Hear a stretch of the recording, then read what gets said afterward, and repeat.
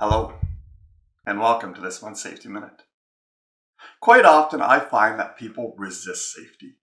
And they do it because they feel like there's too many meetings, too much training, too many policies, too many procedures, too much PPE, too many forms to fill out.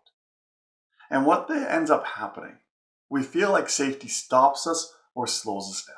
People just want to get to work. And when they feel like there's things that are slowing them down to get to work, they will then resist them. To help simplify safety and put it into perspective, I have identified 4 areas in our life where risk exists: at home, at work, at play, and while driving. And when you understand that safety really only affects 4 aspects of our life, it becomes a lot more tangible for us to be able to mitigate the risk and deal with the hazards that happen in our life. What's interesting thing though is each one of those comes with unique challenges and unique solutions. So let's take a look at what safety means at work, because that's where we will find safety implemented the most. The unique challenge though with work is the hazards that happen at work are extreme and they are vast. I have been on sites with nuclear material, high voltage, where companies produce their actual own energy. I have been on sites that hold back millions of liters of water.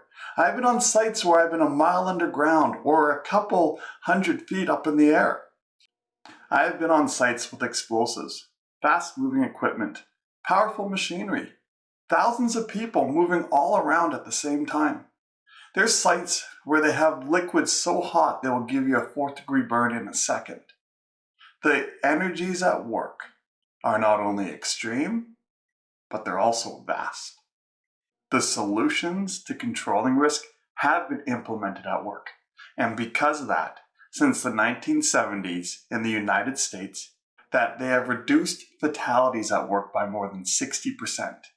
And injuries and work-related illnesses have reduced by over 74%. We know that safety works, and it's measured in lives saved, not lives lost. But it's not perfect either. Last year in the world, there were 340 million work-related incidences. That resulted in 160 million injuries and 2.3 million fatalities. And it happens because there's still companies and industries that haven't bought into safety.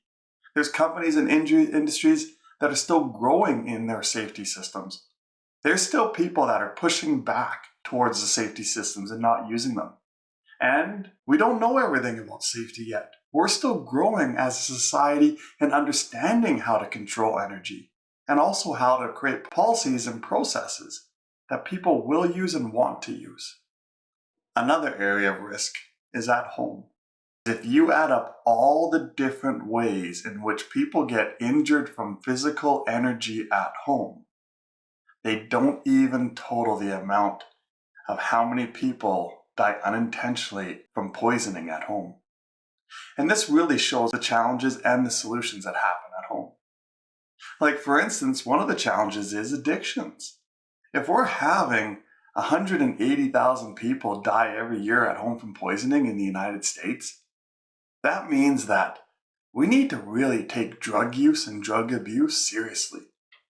Mental health goes along with that. And we struggle with things in life, and sometimes we should seek out help instead of substances. But the other side of that is people are still dying from falling, from burns, from electricity, from all sources of energy at home. And we know at work what it takes to control those energies. But when we go home, we don't have supervision. We're not going to do the same safety processes we'll do at work when we're at home. And then, of course, there's the incidences that happen while we play, our recreational stuff. Last year, just in the United States and Europe, there were almost 13 million sports-related injuries. When I was a kid, nobody wore a helmet to do any recreational activity. And now, they're all wearing their helmets. When people ride their bikes, or they go snowboarding or skiing or skidooing, driving a quad, but yet there's still people out there that don't do that. What I found really interesting though is the third leading cause in the world for unintentional fatalities is drowning. There is roughly 230,000 drownings that happened last year in the world. And the biggest demographic of those drownings is children ages 1 to 9. And it happened because they weren't properly supervised. Can you imagine if we just properly supervised our kids around water? How many fatalities we could prevent? And the last area of risk is driving. And the issue with driving, we're overconfident of our abilities while we drive. We feel like we're professional drivers. What we truly are is professional commuters. When we push the speed limits, when we drive faster than what everyone else is doing, we actually are the ones that are creating the hazard. Sometimes we're going to come across drivers who don't have the same experience or ability, and they're driving slower or to the speed limit. And just by showing a little bit of patience and understanding, we can remove some of that energy and hazards that happen while we're driving. So when it comes to the 4 areas of risk in our life, at home, at work, at play, and while driving, you can see how there's unique challenges that come with each one of them, and how there's unique solutions that also come with each one of them. But the reality is with everything we discussed today, none of them are impossible challenges and none of them are impossible solutions. They just are a matter on, do we want to actually do something about them?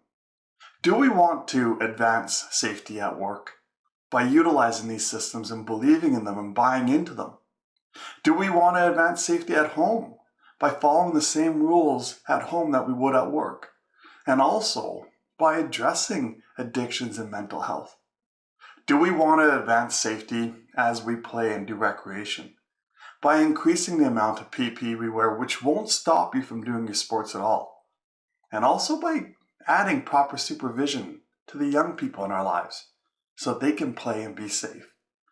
And do we want to advance how we drive and be safer there, where we take into account that there is more than just myself on the road, and we're all at different levels of learning, and the more that we drive to the same rules and the same laws, the less our vehicles are going to interact, and the safer we're all going to be. Safety is not hard, and neither is controlling those 4 areas of risk in our life. So I encourage you to maybe just take a step back and think about what it is you're doing when you're doing it, and how can you control those risks. I hope you enjoyed this Safety Minute. If you want more videos like this, please hit the subscribe button. If you want to bring me out to your workplace where I can share my safety messages with your crews, go to spencerspeaks.ca. And until the next Safety Minute, stay safe.